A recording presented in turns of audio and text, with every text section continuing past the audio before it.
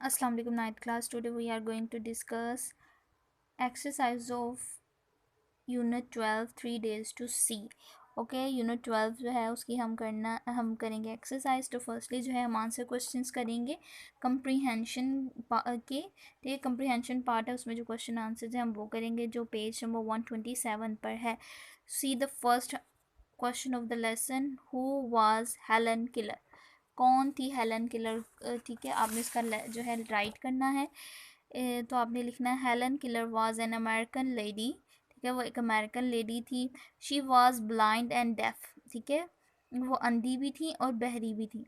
Inspired of her physical deprivation, कि उनकी जो जिस्मानी महरूमी के बावजूद she became one of the most famous and respected women of the world. ठीक है, इसके बावजूद भी वो दुनिया के एक मशहूर और बाइज़्ज़त जो है ख़ातून बनी। ठीक है, नेक्स्ट है describe the thought expressed by the author in the first paragraph. तो फर्स्ट पैराग्राफ में उसने किन ख्यालात का इजहार किया था। तो ये हमें फर्स्ट पैराग्राफ पे ही इसका जो है आंसर मिल जाता है। आपने क्या लिखना है, यहाँ से आप लिखेंगे the thought express by the author in the first paragraph is, फिर आपने इज़ लिखने के बाद कॉमा डाल के इनको इन्वर्टेड कॉमाज में लिखना है। आई हैव थॉट, यहाँ से आप स्टार्ट करेंगे पेज नंबर 124 पर। I have thought that it would be an excellent rule to live each day as if we should die tomorrow. Such an attitude would emphasize sharply the value of life। Okay, ये आपको question number 2 हो गया यहाँ तक, value of life तक। ठीक है, आपने यहाँ तक करना है। Next is question number 3। So question number 3 is what makes you feel that the author is sad and depressed. क्या चीज़ आपको बताती है कि ऑथर, कैसे आप महसूस करते हैं कि ऑथर जो है डिप्रेस्ड है और सैड है। तो इसका भी आंसर आपने अपनी नोटबुक पे राइट करना है।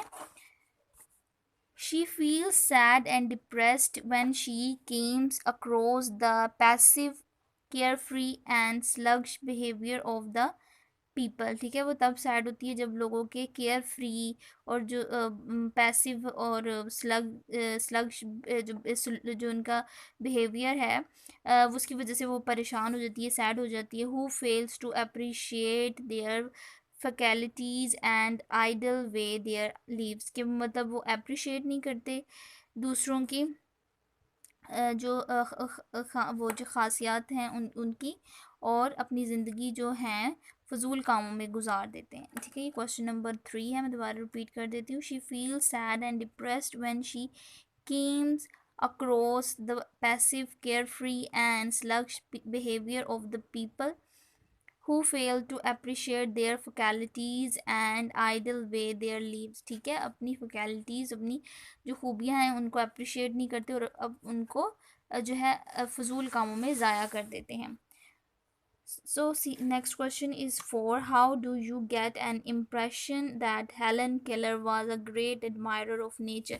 कैसे आपको फील होता है कि वो ग्रेट एडमायर है, ठीक है, ऑफ द नेचर। तो इसका आंसर आपने लिखना है Helen Keller was an great admirer as she was able to enjoy the beauty of nature simply through touch and feeling. ठीक है, सिंपली वो टच करके फील करके जो है ब्यूटी ऑफ नेचर को इंजॉय करती है। ठीक है, इसलिए वो ग्रेट एडमायरर है। Question number 5 is people who are deprived of sight not devoid of imagination, discuss reference to the text. ठीक है, वो लोग जो देखने से महरूम होते हैं लेकिन उनकी जो इमेजिनेशन पावर होती है वो उससे महरूम नहीं होते। डिस्कस करें रेफरेंस टू द टेक्स्ट। ठीक है, अब सबक से हमने इसका रेफरेंस लेना है, तो आपने इसका लिखना है the Helen Keller believes that, उसको यकीन है the people who are deprived of sight. ठीक है, जो देखने से महरूम हैं but not devoid of the imagination, लेकिन वो इमेजिनेशन यानी तख्लीक से, तस्वुरात से महरूम नहीं। Are far better than those, वो बेहतर हैं उन लोगों से who can see but see little, जो देख तो सकते हैं लेकिन कम देखते हैं, कुछ नहीं देखते। ठीक है, देखने की चीज़ें जो काबिल होती हैं उनको देखते नहीं, उनको नज़रअंदाज करते हैं उन लोगों से। वो बेहतर हैं जो छू के, उसको टच करके, उसको फील करके जो है महसूस कर सकते हैं। Question number 6 is to me the pageant of season is an ending drama comment. ठीक है, अब ये उसके लिए जो है एक ना ख़त्म होने वाला ड्रामा कैसे है इस पर हमने कमेंट करना है। तो आपने लिखना है इट मीन्स दैट, इसका मतलब है the drama of season is endless. ठीक है, the change of season is like change of continue drama, the author feels this with just her touch and feeling. ठीक है, फीलिंग। ठीक है, ये आपका जो है क्वेश्चन नंबर 6 का आंसर है। तो अब जो हम करेंगे बॉक्स क्वेश्चंस करेंगे। तो फर्स्ट बॉक्स क्वेश्चन है how can you relate the underline phrase with this paragraph. ठीक है, अंडरलाइन फ्रेज कौन सा है, eat drink and be Mary. ठीक है, आपने ये लिखना है दोज हु बिलीव, जो यकीन रखते हैं, इन एप्रीक्यूरियन मोटो एप्रीक्यूरियन जो इशरत पसंद, जो नस्बुल एन है, eat drink and be merry, waste their lives in idle activities. ठीक है, जो कि अपनी ज़िंदगी को फजूल कामों में ज़ाया कर देते हैं। ठीक है, फजूल एक्टिविटीज़ में ज़ाया कर देते हैं। ऑन द अदर हैंड, दूसरी तरफ, the author wants to live each day of her life as if we will die, कि जैसे हमने मर जाना है the next day. This type of attitude increase the value of life, इस तरह का रवैया जो है ज़िंदगी की कदर को बढ़ा देता है। ठीक है, question number 1। Question number 2, why is the arising of the sun so special for the author, क्यों है उसके लिए स्पेशल। बिकॉज इट, आपने लिखना है because it transforms the night into day. She wants to feel that the beauty of dawn of a new day.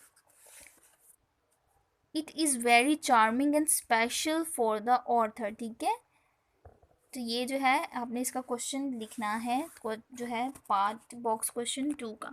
Next question, what does the revelation of the beauty means to her, उसके लिए उसके नज़दीक रिवीलेशन of beauty क्या है। सो आपने इसका लिखना है the revelation of the beauty means to her that full show of beauty which is the great source of happiness and peace. And आप जेंटलनेस भी कर सकते हैं। ठीक है, अब यही रहने दें, हैप्पीनेस एंड पीस। नेक्स्ट है question number 4, why has she no time to waste in longing, कि उसके पास क्या टाइम नहीं है। तो आपने क्या लिखना है, she has only 1 day remaining and there is much to see, और यहाँ देखने के लिए बहुत कुछ था। That's why she has no time to longing, इसलिए उसके पास वक्त नहीं था हसरतों पर ध्यान देने को। नेक्स्ट क्वेश्चन है what is the meaning of the underline phrases, a thrilling and unending drama. तो आपने इसका क्या करना है, जो हमने क्वेश्चन नंबर 6 लिखा था हमने उसका आंसर वही लिख देना है। मैं दोबारा रिपीट कर देती हूँ। It means that the drama off season is endless, the change off season is like change of continue drama, the author feels this with just for her touch and feeling. ठीक है, ये आपका question number 5 हो गया box question का। Question number 6, explain the difference between facilities and opportunities. ठीक है, ये बॉक्स क्वेश्चन का लास्ट 6 क्वेश्चन, हम इसको नंबर देंगे। सो सी the 6 question number 6, facility means relaxation given to a person for specific reason. ठीक है, एक स्पेसिफिक रीज़न की वजह से उन्हें रिलैक्सेशन मुहैया होती है। While the chance to do something in life called opportunity. ठीक है, जब मौका मिलना कोई काम करने का ज़िंदगी में तो उसे अपॉर्चुनिटी कहते हैं। ठीक है, ये आपका आंसर है बॉक्स क्वेश्चन 6 का। तो हम नेक्स्ट करते हैं। जो नेक्स्ट हमने करना है वो वोकेबलरी वाला पार्ट है, जिस पेज नंबर 129 पे। सो फर्स्ट है consult the dictionary to find the meaning of the given words. ठीक है, हमें ये वर्ड्स दिए हुए हैं, हमने इसकी मीनिंग देखने हैं। तो फर्स्ट वर्ड है स्लग्स। स्लग्स मीन्स सुस्त, काहिल, सुस्त, और काहिल भी आप कर सकते हैं। ठीक है, काहिल। कवर का है थरथराहट। ठीक है, थरथराहट। एनिमेट मीन्स जानदार। जानदार, फिनोमिना नज़ारा या मंजर, ठीक है। बियॉन्ड जिंदा दिल, डोरमैट इसका हम करेंगे ख्वाब दीद, ख्वाब दीदा, ख्वाब दीदा, ठीक है। Manifold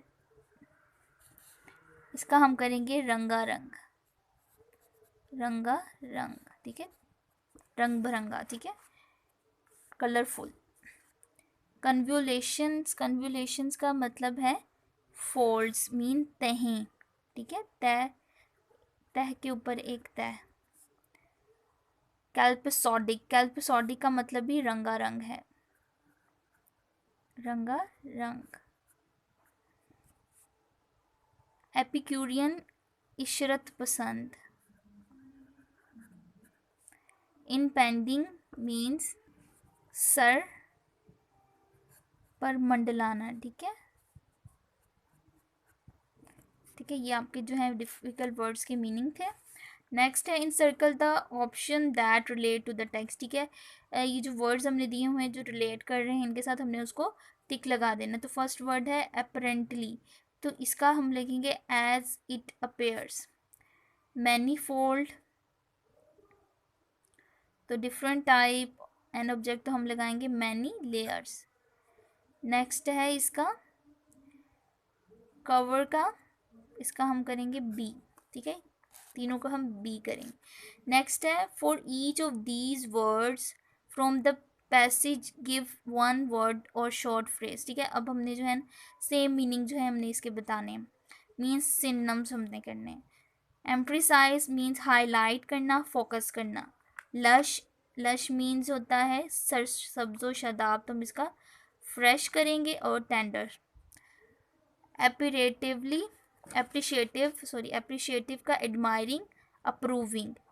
pageant means scene and show, ठीक है, ये आपने करना है। नेक्स्ट जो है ग्रामर पार्ट में हमने करना है कंडीशनल सेंटेंस की टाइप 1, इमेजिनरी कंडीशन इसको कहा जाता है, ठीक है।